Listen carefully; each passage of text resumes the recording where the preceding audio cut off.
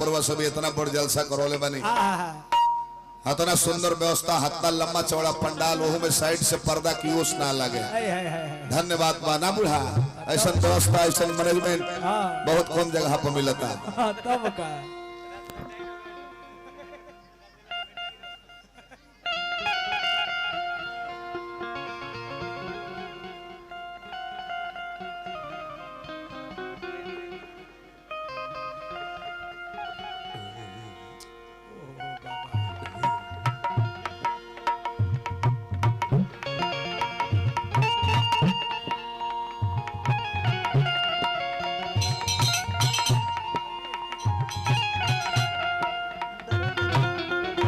Hello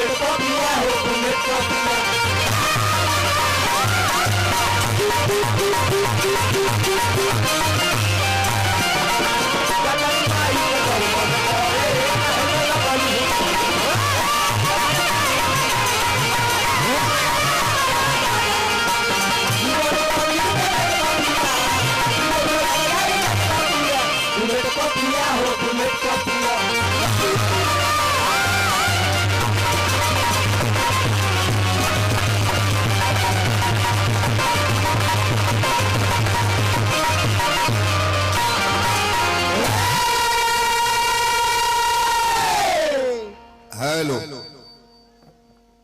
hello तने हमार बढ़ौला रखी कुछ कसरिया हुआ।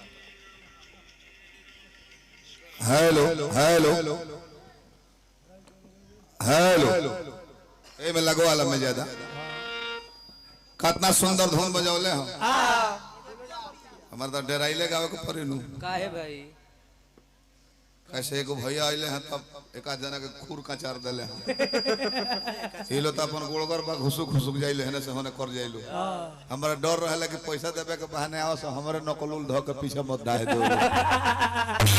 ऐसे जहां वो संख्या ढेर देख लेता नहीं हम कुर्सी लगा के बैठ जतनी चैन से कि ढा हम बैठले बनी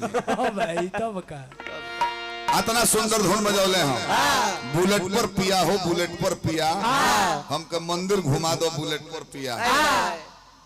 भजन हनु अब का जाने हमारा ही नहीं खबर कि बुलेट पर जे हैं तो मंदिर पहुंच जाए हैं का जाने हीरो होंडा पर बैठे तो मस्जिद में मत पहुंच जाए। राहुल साउंड सर्विस पतार नगेंद्र भैया हमारा बानी प्रोपराइटर सम्राट राहुल पतार जय हो भोला दानी बनौले रहे 100 रुपया पुरस्कार दिले बनी वही तो सिखावता रहे कि पैसा बिक दी व्यासन के मुंह पर तो नीचे से एगो केहू धर्मात्मा बबुआ कहल हो कि अगर पैसा नहीं खे तो ईटा बिक दी हमरा बेरी ना भैया ना ना इनके बेर बिकी हलो अपन खुद फान के ठीक कर ली है हमरा में दिख जन नहीं तो नाम घबरा जाओ तो दोबारा तेबारा चौबारा दे दी काहे नाम घबरा जाओ तो तू ही दोबारा पैसा डबल को ना दे देबो लोग के पहले लौटा ली जनसेवा केंद्र हवा टिफिन लेके आइल बड़े घर से के जवा व्यवस्था भइल ए जवा तब का घरे का है अपन टिफिन याद पर के ले जाम लो त 6 गो थर्मस 8 गो टिफिन घरे लेके गइल बड़े प्रोग्राम करावला के बाद लोग के याद रहता अंगी लगा लगा सबे सुते चल जाला कई गो तो ब्यास बड़ा कि 200 का जाजिम के कमी नहीं खाऊंगा कमरो नहीं खेलो छोड़ा 6 गो टिफिन यानी कि 6-7 गो थर्मस बा घरे चली इहे नियम हमारी व्यास कोनो भजन गाओ तरह गणेश जी आई ना लाज बचाई ना तो बेंजू वाला की उत्तरदायित्व बनने रिस्पांसिबिलिटी बनती है कि वो भी भजन बजाए वो बजाओ उसकी बोल बम के नारा बाई है एक सहारा बात नहीं मन लगी अभी ना जो हम गाते हैं गणेश जी आई ना मंगल बरसाई ना अतलई लय भदेश की कितने दिनों के बाद सजन आई रात मिलन की ओ माय गॉड बिगड़ जे नयका लो हंस दिए बूढ़ो का कहे कि ना ब्याह जी ठीक बा बेंजू वाला लौरी के हाथ रोगे दे लायक हो गई हालांकि देखिए बड़ा ना कि वार्ड के कहल मानता ना मुखिया सरपंच के ना विधायक एमपी के मुख्यमंत्री के बात तो लोग मानते नहीं बिहार में देखता नहीं कि ना एगो भक्ति एगो आसक्ति आ दोनों के चाचा जी एक दशा बा चश्मा वाला चाचा राम जी कहे लोग बता रहे कृष्ण जी शंकर जी तबो सब है भक्ति करता एक और माने का बा कि श्रद्धा भाव से खोजबो तो प्रभु जी आज ना तो काल कृपा कर दी चाहे भेटाइयो सकले और है दशा नीतीश कुमार जी